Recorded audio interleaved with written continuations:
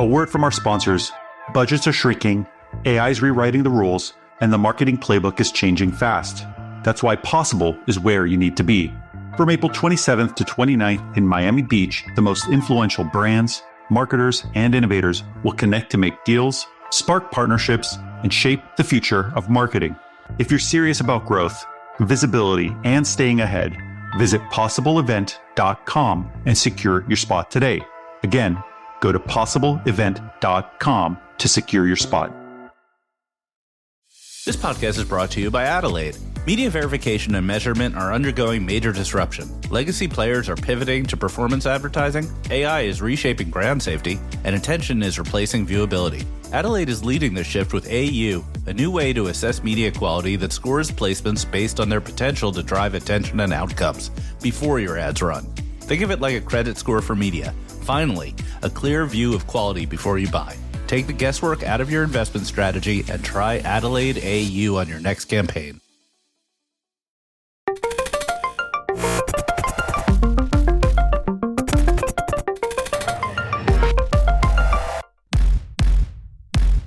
And welcome to the Marketecture Podcast. This is Ari Paparo. I'm here with Eric Franchi, and our guest today we're very excited about, Jim Payne, a person who've been trying to get on the show, who've mentioned on the show probably 10 times. And he's got a new startup called CloudX that is in the mobile space, but has a privacy angle and also has a big AI angle. There's a lot of interesting stuff to talk about. Eric, have you worked with Jim in the past? I have not, no. But I've met him. I've hung out with him. He is extremely smart. He has as many stories as anybody in terms of just like legends of. So hopefully we'll have some time to get into it. But for those who are not familiar, Jim is the founder of MoPub, which was acquired by Twitter. Jim's the founder of Max, which was acquired by AppLovin. So one of the best founders in ad tech, and one that I don't think gets enough credit or conversation. So I'm excited about having him on today.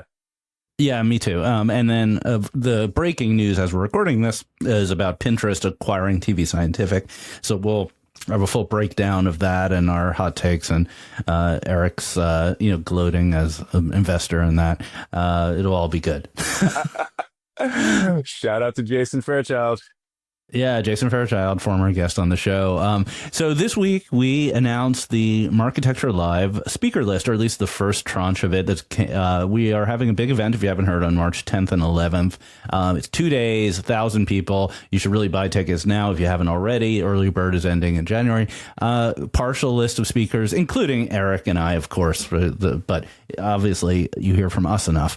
We have Sophia Colucci, who's the CMO of Molson Coors, Neil Vogel, who's the CEO at People, Joanna O'Connell, who's always an amazing speaker from Omnicom Media Group, Jeremiah Owang, who's a visionary expert in AI, and throwing you a little curveball here, Lance Armstrong, who I think goes without introduction. And Eric, you had an opportunity to bicycle with recently, but it didn't work out. Is that the story as I remember it? No comment on the bicycling, but I had a chance to meet Lance. He is obviously a legend, but he's an awesome investor as well. He's an investor in Branch Lab, one of our portfolio companies, an ad tech company, and he's extremely thoughtful around data and the use cases. So I think it's going to be an awesome conversation with him. I can't wait to see him on stage. Yeah, me neither. So that's just the first tranche. We're going to be announcing a lot more speakers over the next month or so. As a reminder, you should really buy your early bird tickets if you don't have them. It's, I think, until early January at marketecturelive.com. With that, let's jump into the conversation with Jim. Jim Payne, thanks for joining us. We're really excited to talk. Ari, it's great to be here. Thanks for having me on. So you're one of my white whale guests. I've been trying to get on for like over a year. I mean, I don't put a lot of effort into this podcast. So when I actually try to get somebody on the pod, it means I really want you. Well, it means a lot. I know I've been evasive for a little evasive. Yeah. Well, I mean, why I told you. Why I think have you I been told you. evasive, Jim? No, it's not evasive. It's just we wanted to have the ability to talk about what we've been working on. So, I didn't want to be mysterious on a podcast. I want people to tell you guys exactly what we're up to. Yeah, so Jim has been mysterious in person. Like I would see him at Cannes, I'd be like, "We got to have you on the podcast," and then he'd say something like, "Yeah, we got some really cool stuff coming up. I'll be on as soon as the stuff is announced," and that's been going on for like a year. Well, it's you know how it is, Ari. I mean, you've done a number of companies. Like you don't really know which direction it's going to take. So I didn't want anything to be on the record that would be like, "Hey, we didn't do that at all," or "That was a bad idea," and we went down a different path. Sure. So your background is like kind of amazing, especially in regards to the mobile app space. Founder of MoPub, founder of Max, or co-founder of Max. I'm not sure how you, or investor in Max, buyer seller of MetaMarkets, which we covered in depth on a previous podcast. Yeah, that's right. But although I wasn't on that one, that was just Mike's you version. Weren't. Yeah. So that's one for the archives when Mike Driscoll came in and told us all about that. Do you still own a piece of? Are you an investor in Real, which is now the owner of MetaMarkets? Yes, I'm an investor in Real. Probably smaller than I would like to be. But we basically bifurcated the company, and one half went to Snap, back to Snap actually. And then the other half became what Mike's doing with Real. And obviously, Mike and I go way back. MoPub was the biggest customer of MetaMarkets, as you know, and we kind of put it into every single aspect of the product. So I'm an investor in Real, but we're also a customer of Real too with CloudX. Oh, great. So the reason we actually were able to get you on the show is because you finally announced something. So the mystery is over. The clouds have lifted. CloudX. Correct. And I'm sure that you could have guessed what we were going to do. Really surprised me. It's an SDK for app monetization. How could that have ever come to you as an idea? Exactly. I don't know, but it actually was started by a tweet where you said, let's vibe code. That tweet seemed to have started a lot of businesses. That's right. I said I probably could vibe code an SSP. In fact, let's go try and do that. And it turns out you can get a lot done with vibe coding and a great team. So how much did you vibe code? Like, did you really actually do it? No, that's a joke. That's a joke. We were well underway, but we were, the one of the things we wanted to announce last month, and the formal announcement was not just the financing and not just the early team and what the product is going to be, but we obviously have an important partnership with Meta, and that took some time to do. So we had been when I ran into you at Possible, and we had that tweet exchange. We were in the early design phase of, is there something that could be done to help Meta be successful or more successful in their third party business? So that's kind of why it was relevant on top of mind for me. So Meta obviously buys third-party inventory in-app through their FAM. They don't buy any web or desktop anymore. So what are their concerns? Why can't they be more successful? I thought we had a real-time open auction because of all of the work you did at Max and Google's work, et cetera. That's true, and so that's why there's plenty of third-party activity in Max and other SSPs. In mobile. But what Meta really wanted to be able to do was work more directly with publishers that make sense for their demand expression and make sense for their creatives. And so how do you actually arrange those kind of bilateral agreements? It's actually really hard to do that today in mobile. So one of the things that we wanted to do with CloudX was facilitate that kind of transaction to happen, have it be informed by data and priced properly. And then importantly, we created this notion of a secure auction so that there's no data leakage that could, potentially be misused. Not to say that that's something that actually happens, but it's something that certainly Meta needs to be comfortable about. Yeah, sure. So we didn't let you kind of give your elevator pitch to start, but I'm going to start by reading. I think that the like 2-sentence announcement is pretty interesting. So I'm going to read it, then I'll let you comment on it, which is CloudX's monetization as code approach offers rich options for advanced publishers, line items to create multiple auction scenarios, and per request price floors, real-time analytics, log level access, blah, blah, blah, blah, blah. So that's pretty interesting. I've never heard monetization as code. What does that all mean? Well, we came up with it. The idea was basically earlier in the spring, vibe coding SSP sounds cute, but ultimately, like what we wanted to provide was the ability for people to vibe code their monetization stack, actually. So that's where monetization as code comes from. It's this notion that let's make software tools and a marketplace with liquidity in it that can be operated by a tool like Claude. So how do we make it such that a admon person who's sitting at a mobile publisher who wants to do all these different deals and figure out, how to actually optimally allocate their inventory? And there's a number of challenges that we can talk about, more specifics, like why you'd want to do that. But how do you actually make that work in practice? The first thing we kind of came up with was this notion of let's have everything in the admon stack be a file that Claude could go into and create line items, create targeting, create bundles of geographies, and then you can refer to those things. And then you get basically all of the infrastructure of source code control, GitHub, version history, diffs, branching, merging, automatic deployments onto your actual production stack. You kind of get all that infrastructure for free. And if people are technical, then they understand how to actually navigate all that too. So monetization as code is kind of the core first-class design decision that we made at the beginning of the product that unlocks a lot of the workflow optimization and the AI enablement that we're doing.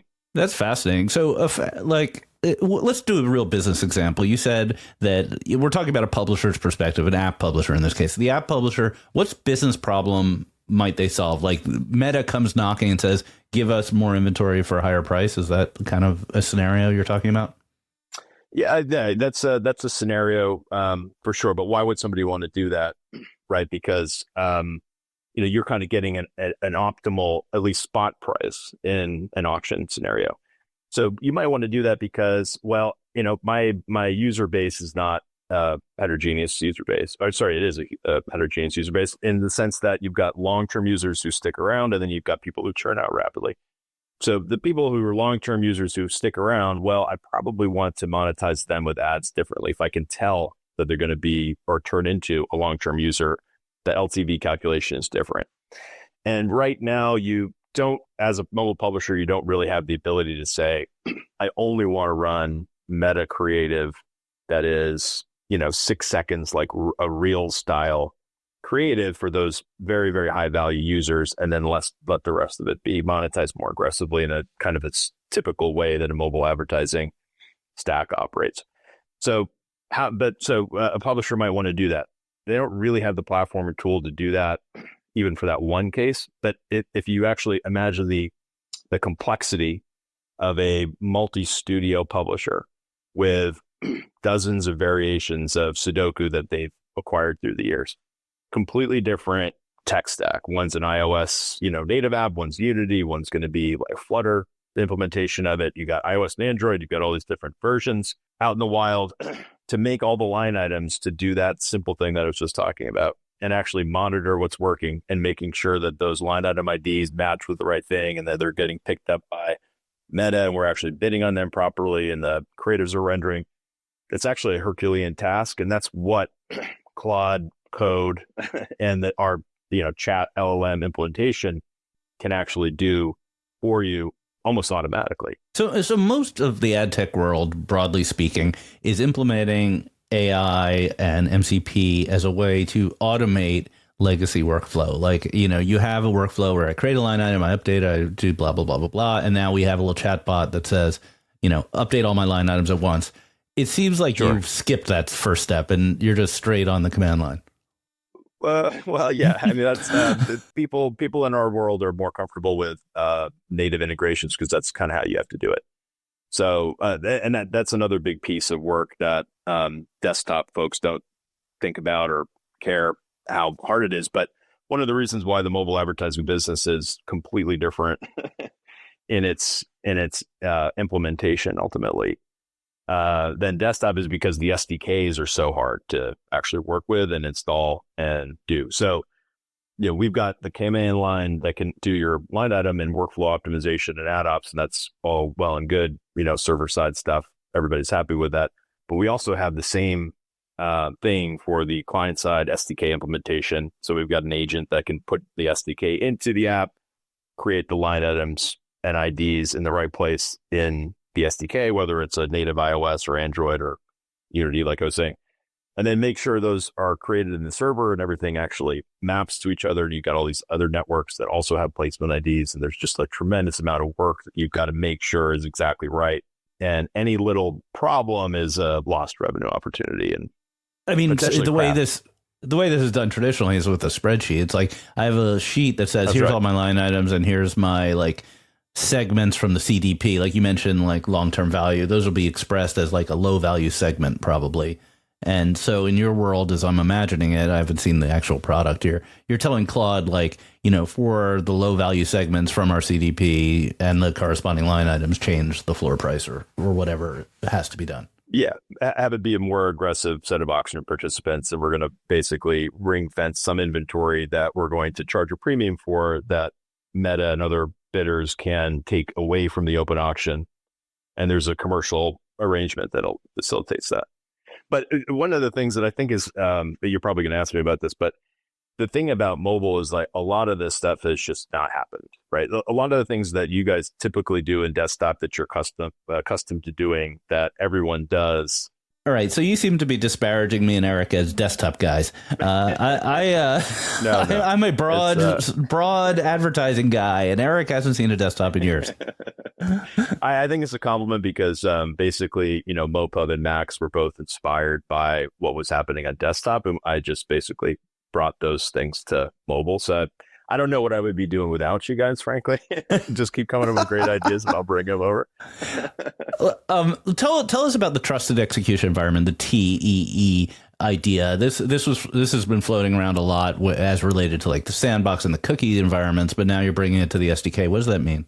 Sure. Yeah. So it's the importance of that idea is basically how does a bidder like Meta, who's expressing some economic value to an impression, ensure that they're not leaking some signal inadvertently to be either other participants in the auction or to publishers who can then use that information to make a bidding model and then disintermediate them. So what we're doing with that trust execution environment is basically making a set of guarantees about how the data is used coming into the auction, how the auction actually runs, and then what comes out, what can emerge. And that makes it easier for us to share more granular data with our publishers, which is part of the value proposition and positioning of the overall CloudX tool, is that publishers are going to be able to get all this information and then make their own models and LTV optimization calculations and do all that kind of stuff. How do you do that if there's extreme signal leakage, like you'd have nobody basically bidding in the marketplace? So that was an important guarantee that we can make as a platform to allow and facilitate a lot of that stuff to happen. Yeah.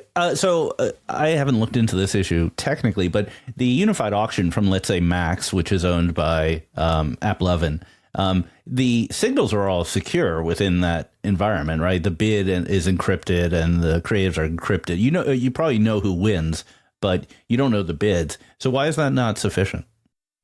Well, it's perfectly sufficient. It's a huge business and it powers, most of the mobile advertising today. So I think there is certainly sufficient for many purposes. But if Meta wants to have more a comfort level with more granular information being shared to publishers, and, we're not as large and we're not as established, and, they may say, what happens to our bid? Are you really actually cleansing this stuff? Can you demonstrate that to me?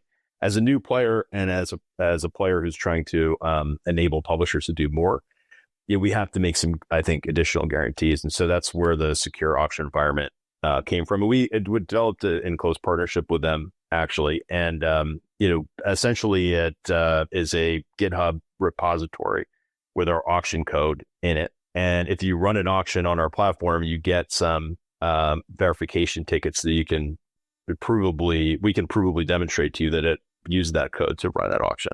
Right. And the value is that that the auction is fair. You know the auction's fair. You know exactly what's happening in the auction. And then there's also, I think, an important piece is that what comes out of the auction. If you bid and you lose, that bid's not sitting around on some server that we can go use in a model. Right. So that's an important guarantee that we make in that auction as well. Do publishers maybe this is a dumb question, but do publishers prefer to only have one auction in their apps? Because with the idea of universal auction and the move away from mediation, it makes sense you would only have a single SDK doing all the auctioning. It's certainly, it's, I think it's a nice idea, but it's just not really practical. Yeah, sure. I think so. It's What do they not do? Really practical. What do they do? Well, so most people have a pretty diverse stack, and you might actually even recall that it's typically not like one website or one big app that these guys may have. So they're operating multiple studios in a decentralized model, and those studios run their own gaming, cadence, and they ship their own stuff, and they ship on all these different versions of mobile operating systems, and they have various properties acquired and amassed over the years. So even if you wanted to have a single unified platform that does all of that for every single property you have, it's actually quite hard to make one platform work for all those different cases.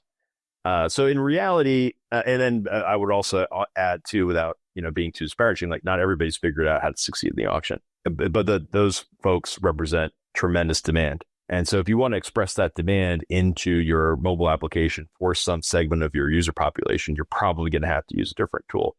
And so up until, honestly, this past year, a lot of that stuff was just too complicated to make the juice worth the squeeze. And so what we saw in the spring was these AI tools are going to come along and make it 10x easier to do all that stuff. And then so actually making a more complicated setup, if the workflow is lower and the friction is lower, actually unlocks a lot of business opportunity. And, we've been we've been inundated with publishers who have told us this is exactly what we want to do, or we're building something like this internally and would rather use you guys, actually. That's super interesting. So, for decades, web and desktop was the kind of the big brother, and app was kind of this new thing that was really kind of weird and did not follow a lot of the examples from web and desktop and create new things and often bad things. But it feels as though standing here today, the app business is more attractive than the web and desktop business, primarily based on the success of AppLovin in creating a performance model that scales. Do you think, I know you probably don't want to talk about AppLovin because you had a long involvement with them, but do you think there are lessons that can translate back to web and desktop in terms of creating performance, closed loop systems, using better technology, et cetera? It's a great question. I mean, I don't profess to be an expert at desktop at all. So I have no idea what desktop should do, quite frankly. But I will say in regards to AppLovin, I haven't been involved over there, in quite a long time. But obviously we sold Max to them for a reason. We are huge fans of the AppLovin business, and they have done an incredible job of building just a juggernaut in the space, and it's something to behold. And Adam's amazing at this stuff, so we're huge fans, obviously. And the thing I would point out about mobile is that it's always been had the capability, I think, to be a more expressive platform, to have more capabilities because you're running on the device. It's obviously where users spend the substantial majority of their time. It didn't have the intent always. And so the unlock, I think that, I would give Adam and his team credit for doing is basically unlocking this notion of discovery and applying that not just in a Facebook, Instagram context where you have a tremendous amount of data, but in a relatively less data rich environment to make that discovery actually work. So, narrative certainly follows price. And now the mobile folks are ascendant because I think, obviously you see the hundreds of billions of dollars of market cap and enterprise value that just that one singular company has created. And so now, obviously, I think we are getting a lot of calls from people who aren't in mobile, who are maybe in more traditional ad tech desktop situations where they're like, hey, can you help us figure this out? I love the idea of throwing out my ad server and using Claude to traffic my ads. That sounds kind of awesome. Yeah, and that's I mean, we kind of got a little bit lucky because Claude Code and these tools came out in the summer, just as we were making what we were making. We had already made that bet, so it was that paid off nicely in that case. But I mean, you're not alone. Like, all the publishers who are adopting our platform are extremely excited with what they can do with the extremely limited resources that they currently have. Yeah, that's kind of awesome. So Adam is also on our white whale list, so if Adam's listening, we want you on the pod. Can you text him for us, Jim? I can't make any promises. So Jim, you're one of the you're a person who has a lot of legends about him. You're not always at all the industry events. You just kind of quietly do your stuff, make gazillions of dollars, success after success. So we're gonna do a little lightning round where I'm going to go through some of the legends of Jim Payne, and you're just going to like, yes, no, prefer not to answer. Or you could also give some color if you'd like. So, let's just ask some Jim Payne legend questions. Happy to. I mean, I'm honored that there's even a list of legends. Yeah. You're right. I do kind of do my thing, but I do pop up in South of France from time to time. I'm not going to lie about that. Yeah, sure. I mean, there's been a lot of successful people in ad tech, but you got to be pretty high on the list. So the one that came from this podcast, I think it was Kevin Weatherman we had on maybe 6 months ago, or was it Kevin? It might have been the Mike Driscoll episode. I can't remember. Why would we have Kevin Weatherman on the pod? I can't remember. Yeah, I don't. Yeah, love Kevin. He listens. I don't want to say anything negative about Kevin. I love Kevin. He's a loyal listener. We love you, Kevin. There was an incident where, just to put it in context, you were talking about how your horse was going to be running the Preakness, and that we were in New York at the time. The Preakness is in Baltimore, and you casually talked about how you were going to fly a helicopter to go see your horse. True or false? Yeah, that is true. We were going to do that. So that's a great story that I'm happy to tell. So one of we didn't actually end up doing the helicopter because of the weather. Yes, the horse had to run despite the weather, but the helicopter couldn't fly. Yeah, right. The horse is running in a lot of weather. You wouldn't want to be flying helicopters. Sure. So I got involved in an awesome company called Commonwealth as an investor. They're basically a horse racing syndicate platform. And I got to know the founders really well. And this guy, Chase, runs it now. He called me and he's like, you've got to go big on this horse called Mage that we just bought along with some other people. And, you can syndicate it through the platform. And, we want you to be one of the bigger investors here. And I looked at it and I was like, well, Chase telling me to get involved in a horse. Like, I probably should listen to him. Did that. And so ended up as part of the syndicate that was part owner of Mage, and Mage was just kind of a star horse and won the Kentucky Derby. A friend of mine and I went to the Kentucky Derby along with the rest of the Commonwealth teams who were in the winner's circle at the end. And as when your horse wins the Kentucky Derby as a somewhat long show, it's a 17-1 shot.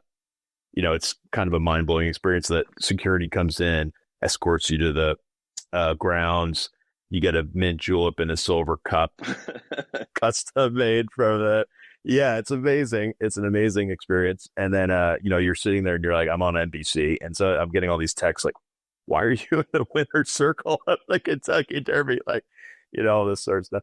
And so we just got, absolutely, thrilled with the sport. And then obviously Mage, we felt like he could probably win the Triple Crown. And so Preakness is the next step of that. And I think we were at Luma, we were at DMS, I think. Yeah, man. And, I was talking casually to Mike and I said, basically in order for me to do all the things I need to do in New York and then get to the Preakness in time to see Mage, I got to probably take a chopper. So, yeah, Amtrak won't do. No Amtrak. Yeah, take well, the we chopper. ended up doing Amtrak and it was tough. But because it was raining.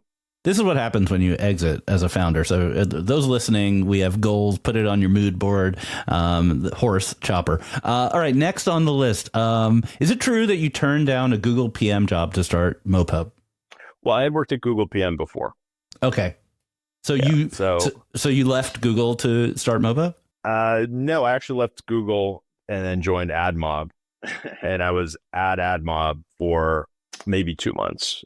And partially, I thought that AdMob was going to be, so I was working on it inside of Google. I was working on a thing called hosted mobile search, which is like a text-based WAP search product. Yeah. And for the younger kids, it's not the WAP you're thinking. It's the old phone protocol.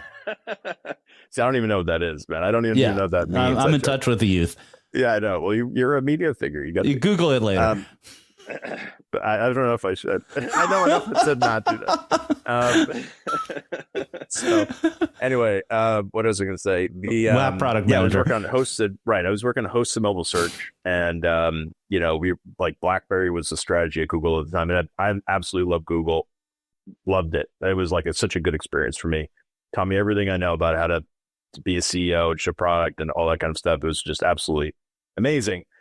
But we were sitting there in the iPhone moment, and I'm like, and I partially wanted to get out of my Google experience the readiness and the network and the skill set to start a company. And I actually had intended to stay at Google a lot longer, but I was like, this is kind of the moment. So I ended up going to AdMob, and I was like, I'm going to learn as much as I can about mobile advertising. And, it's a Sequoia-backed company, and, it'll be a good network building thing. And then I'll eventually go make the next company. And that'll be my plan. So that's basically what it was. And it just ended up being like speed run, because within 2 months, AdMob was bought by Google. And in fact, one of the guys who started MoPub with me, Nafis Jamal, I met him at AdMob, and he joined on the day that the acquisition was announced. Not a lot of time to vest. That was his first day.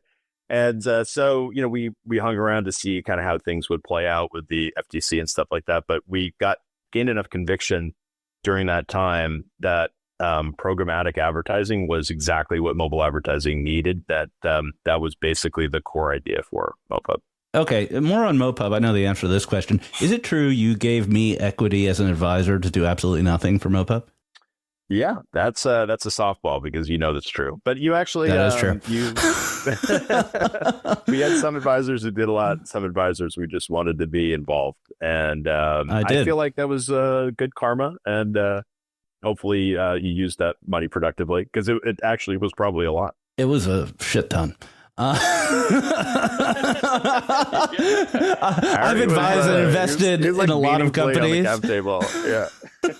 Yeah, I have on the cap table. I have a MoPub legend. I heard that you loaned employees money to exercise their options early to benefit from the favorable tax treatment, which upon exit created, I think, dozens of millionaires.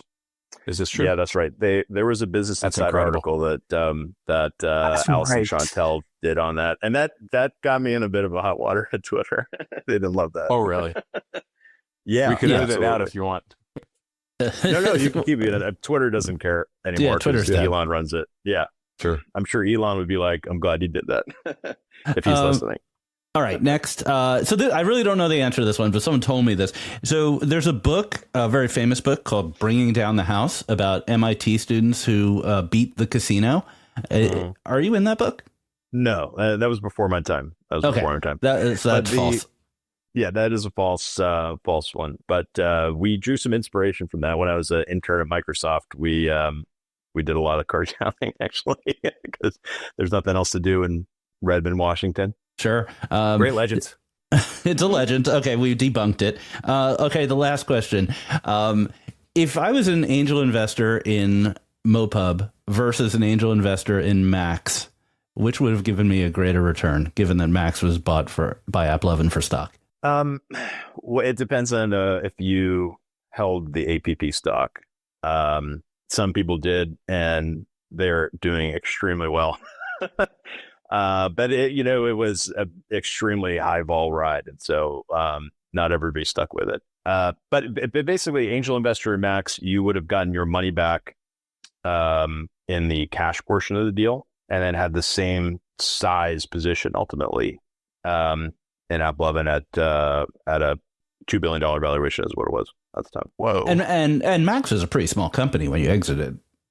Max was we could do a whole podcast on sort of how that all came together, because it was pretty much, I personally self-funded it. It was at a time where, I don't know if a period existed, but no one wanted to do ad tech investing at that time. I mean, I pitched to everybody, and as my view was, actually, it's interesting because this view worked at the time and then ended up not really being able to work. It was like a very much ID based approach to programmatic, and also interestingly enough, like it was Facebook and others who were trying to bid directly on IDFAs and spearfish. And so our platform was designed to enable that in a way that MoPub didn't do.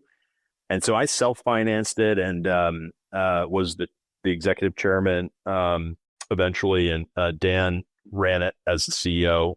And ultimately we saw that what Adam was doing with AppLovin and what we were trying to do were actually very complementary, and the industrial logic made so much sense. And I also was like, I don't know how we're going to raise the money that this is going to take to actually do this in this particular environment. So it made sense to team up with him, and that worked out really well. Yeah, AppLovin was $2 billion when you sold it. Yeah, we did that deal at the same time that KKR got involved, and so that's a public number. Yeah. Right, it's $240 billion today. That is correct. So 120x on your investment, on your angel investment, which you don't get those too often. The best one I heard is a buddy of mine, Brian Norgard, 1,000x on Polymarket. I was like, that's pretty good. He got in at 9 million and they just traded 9 billion. And I was like, that's legendary stuff. It's quite a good bet, literally. All right, Jim, this was awesome. If listeners have additional Jim Payne legends, put them in the comments or hit them on Twitter. We're going to take a break. We have a lot of news. We have this exciting acquisition, Pinterest tvScientific, to talk about. I just want to say thank you guys for having me on. If you want to do volume 2, I feel like we're just scratching the surface of them to do it. Well, we'll definitely do volume 2 when CloudX has its multi-billion-dollar exit. Right, exactly. The way AI works, it'll be like 3 months from now. Yeah, it'll be 3 months from now. You should change it. Is it CloudX.ai or is it just CloudX? Is there we have the .ai. Yeah. You got to have the .ai. That increased your valuation already. That's right. That's right. When we go, we're going to do GA in January, and that'll be part of that. So that's my commitment to you. All right, we'll follow up when it happens. All right, let's take the break. Hey everyone, it's Ari here. I want to let you know about our upcoming Marketecture Live conference in New York on March 10th and 11th. Our live events last year were smashing successes with sold out, standing room only crowds, amazing speakers, and the best content you'll get in any setting in the advertising business. This year, we've expanded to 2 days and over 1,000 attendees. So it's the must-attend event for the doers and thinkers in our business. You're going to learn something at this event. The speaker lineup has just been announced, and it's really strong, and we're just getting started. So we announced Sophia Colucci, the CMO of Molson Coors, Neil Vogel, the CEO of People, Joanna O'Connell, the Chief Intelligence Officer at Omnicom, Jeremiah Owang, the General Partner at Blitzscaling Ventures, he's an expert in AI, and Lance Armstrong, the General Partner at Next Ventures. Get your tickets now. Early bird ends soon. So your tickets are available at marketecturelive.com. That's marketecturelive.com. And we have special deals for brands, agencies, and publishers while tickets last. So we're going to sell out, so you want to get your tickets. It's a 2-day event, so plan ahead. But it's in New York, nice and easy to get to. And we're looking forward to seeing you there. All right, we're back with the refresh. We have a lot of news to get into this week. Wait a minute. You guys feel that? It's like feel what? Raining. Is it raining by you, Jim? Wait, no, that's not rain. That's not Santa Monica. That's tears. The tears of the ad tech haters, the people who say you cannot build awesome businesses and drive great strategic outcomes in ad tech. They're having a bad day. Why are they having a bad day, Eric? So, Pinterest, publicly traded company, well known for their social network, social footprint, acquired the CTV performance startup that my fund is an investor in, called tvScientific. Pinterest is a $16 billion company, 600 MAUs. It's a good business. It's a big business, and it is largely, I think, a mobile product. So interestingly, they are now a CTV company. And on the surface, some people were thinking this was a head scratcher, but if you actually understand where CTV is going, where this whole performance CTV market is going, and it makes a bunch of sense. For performance CTV, you need signals, you need data, and ideally you need search data or intent data. Pinterest has that in spades, and Pinterest needing to unlock another area of growth, get into CTV makes a ton of sense. So I got a lot to say about this, but I'll stop there. Obviously, we've been an investor since day one, and we're thrilled with the outcome and thrilled for Jason. What do you think about this whole thing, Ari?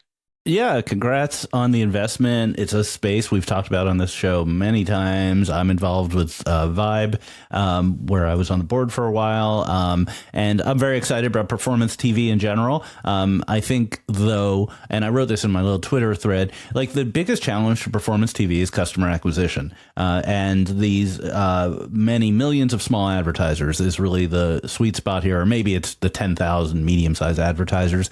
And you see that in the way Mountain talks about its business, about, the many, many accounts. And so the big tech platforms have those, Facebook, Google, they have millions and millions of customers. And it is inevitable that it's a race, that the startups try to grow as fast as possible. The big companies either build or buy. And this is, I think, the first shoe to drop. Shoe to drop in a good way. In a good way. Yeah, for sure. For sure. Pinterest has their version of like Advantage Plus and PMax. So I think what's interesting here is all of a sudden you start adding CTV to the mix, irrespective of how many customers they have. I don't think they break that out. I don't think they have the millions of SMBs that the others do. Like this unlocks, just additional ad spend if they play it right. So it makes a bunch of sense. Jim, I have a question for you. Do you know, is Pinterest do a lot of audience extension, or is it all O&O? Not as far as I know, and but I think that's an interesting rich vein for them to potentially pursue. Yeah, because their audience is pretty flat, I think. I don't think they're growing audience that fast. Back in the Max days, we talked to them to do something like this, but that never really got to be a priority. Mm-hmm. Yeah. So, it's a $4 billion business, so it's a substantial business. And if they're not growing, they need to just like unlock more places for them to put more ads. Yeah, and we've said this before, but it's really kind of remarkable how absent the big tech companies are in CTV and streaming. I mean, Meta just isn't there. They're just not a participant. Google is so focused on YouTube, they've let the rest kind of slide. X isn't there. And TikTok's not there. I mean, obviously people will watch TikTok on their big screen TV sometimes, but that's different from, being part of the rest of the world. So I think there's a lot of blank space here. Yeah, this is not the predictions episode, but I'd love to get both of your guys' take. Do we see Meta, Google, TikTok, Snap start to, move into CTV, or do you think they just kind of keep playing it as they have and ignore what is a massive market? I think Meta's in TV in the next 6 months. Yeah, I think it makes obvious sense for them to do it. And so I would expect them to. I mean, if you look at what they're doing with us and third party, I think it's a good signal that they're trying to go outside and, make the investments that they're making in ad recommendation engines and AI overall, just drive that ROI. Do you think, Jim, that's because they feel like they've moved beyond IDs and to their AI-based system? Like if it was all IDFAs and IDFAs get wiped out, then offsite isn't as attractive. But now they have this magical AI engine. I do think that's driving it. Yeah. And so obviously we're going to work really hard to make them successful in mobile advertising next year too. Awesome. Let's stay on the TV front, on the CTV front. So I don't know how much we want to talk about who is going to ultimately end up owning Warner Brothers. Since we last recorded last week, Netflix announced the acquisition or intends to acquire Warner Brothers. The Ellisons via Paramount, they put in a hostile bid. I don't even know where things are today and ultimately where it goes. But the question is like, what does this mean under maybe those two scenarios for the advertising market? So first, Any updates on this like back and forth that you've tracked, Ari? Only what everybody else is tracking, that the Paramount is trying to be hostile, and Paramount's also valuing the cable spinouts, whereas Netflix is not. I think the big story here is consolidation. Either party buys them is one less channel, one less ways consumer interact. And I don't think it'll be the end. I think there's going to be increasing consolidation in traditional media. Obviously, it's been in decline for a long time, but the regulatory view of being more permissive and just the declining values of some of these assets will force consolidation. Yeah, that makes sense. What does this mean for ad tech? What does this mean for advertising? What does this mean for ad tech? Well, I wrote this in my Twitter thread that you can kind of draw a line between the tvScientific deal and this deal in that the independent ad tech, meaning like tvScientific, are dependent to some extent on inventory they don't own. And if the inventory gets consolidated, it becomes harder to access that inventory. The same way you can't access the walled garden in Amazon. What happens if Netflix now owns Warner Brothers and they make that a walled garden, and so on and so forth?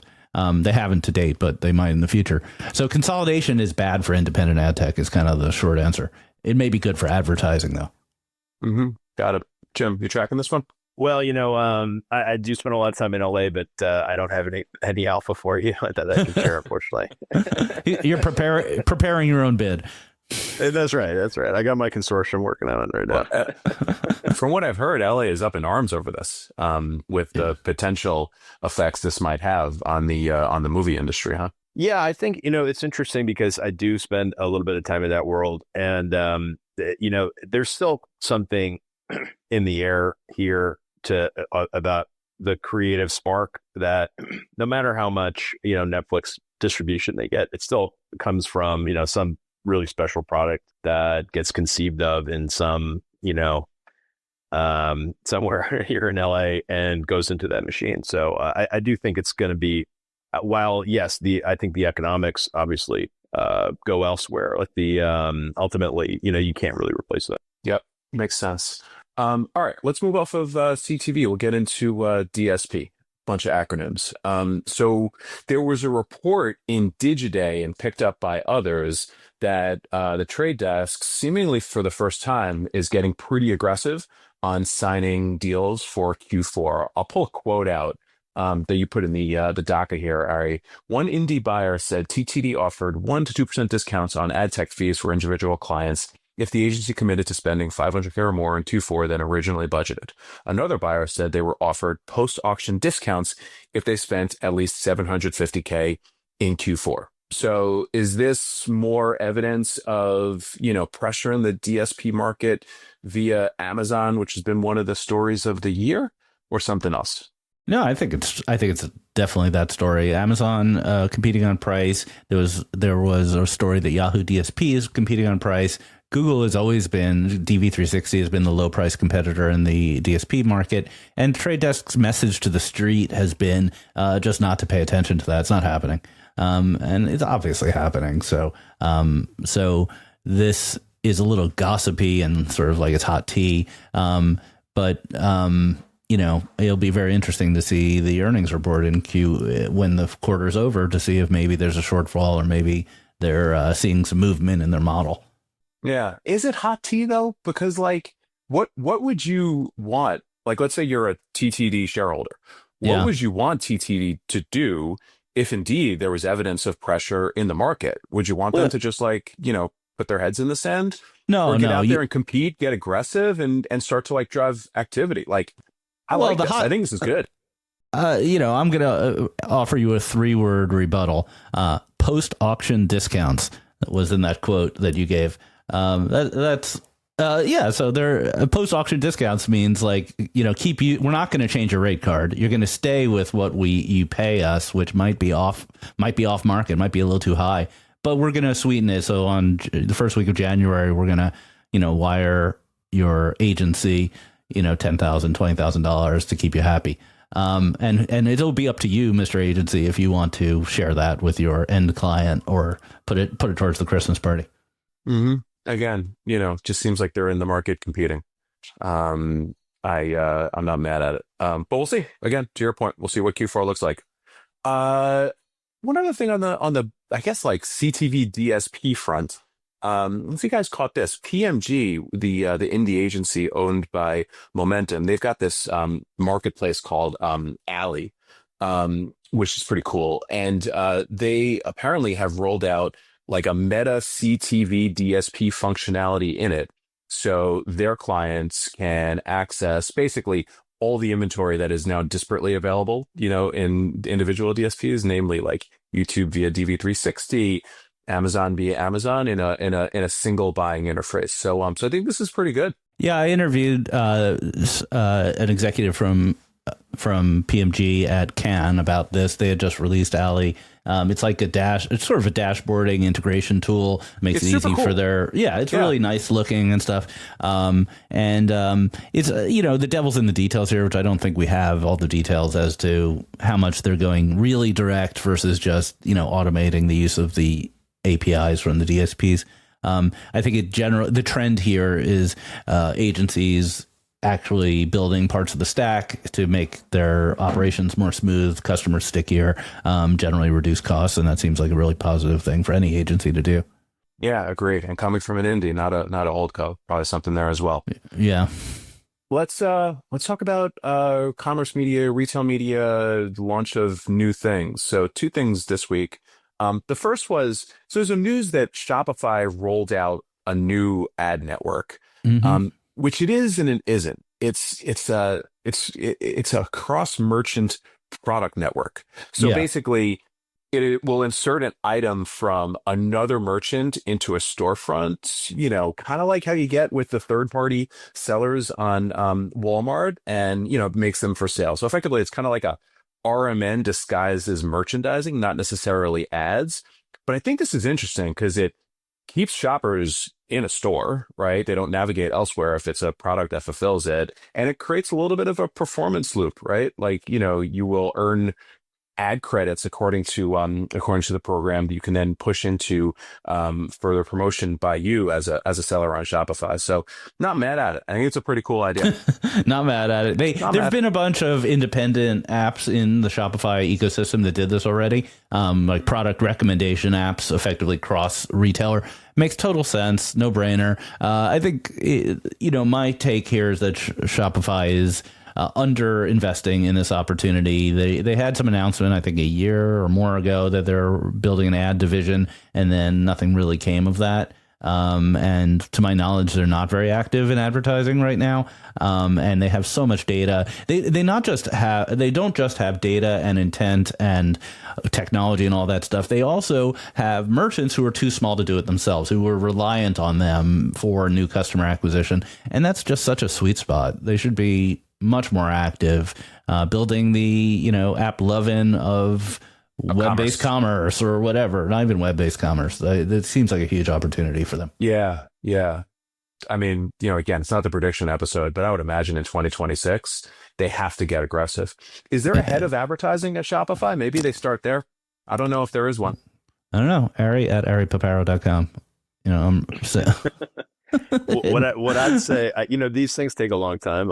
They should have been doing this many years ago. So I don't know if it's 26 prediction, but it seems like to me a massive opportunity. And again, like narrative, price drives narrative, right? So I think investors or anybody on a board of a company like that has to look at what Adam's been able to do and say, we need to go after this because it can really be supportive of creating a tremendous amount of market cap for us. Absolutely. One other, Uber. So Uber continues to do well. I think they're at, 1.5 billion in terms of their advertising business. They launched this thing called Uber Insights. So it's working with LiveRamp. Basically, you can, as an advertiser, securely connect your data with Uber's data and then find out interesting things about your audiences based on where they eat via Uber Eats, where they travel via the Uber app. I don't know if this is a paid product or a way for them to drive more spend, but this is a pretty cool use case. Yeah, it reminds me of a little bit, this is totally off color, but the Michigan coach, how he just got fired for having an extramarital affair. How does this remind you of the Michigan coach? Well, do you know how he got caught? No, I haven't been tracking this one. Yeah, he door dashed Plan B to his office. because you know what Plan B is, or you could Google it. And the DoorDash guy ratted him out. Really? Yeah. So, his data was not securely connected. You got to put him in a clean room. You got to put the delivery guy in a clean room. That's the lesson here. Trusted execution environment. Trusted execution environment. Exactly. We just brought it home. You need trusted execution in the environment, people. I didn't know where that story was going. I walked myself into a corner and you guys saved me. Thank you. Amazing. And I think that's a great place to end it. We got a bunch of other news. We'll put it in the newsletter. This has been an awesome week and an awesome episode. Thank you, Jim. Amazing. Thank you guys so much for the opportunity to be here. Really appreciate it. Thanks, Jim. And thanks everyone for listening. Yep. See you guys soon. Thank you for subscribing to Marketecture. New interviews are added every week at marketecture.tv and your favorite podcasting app.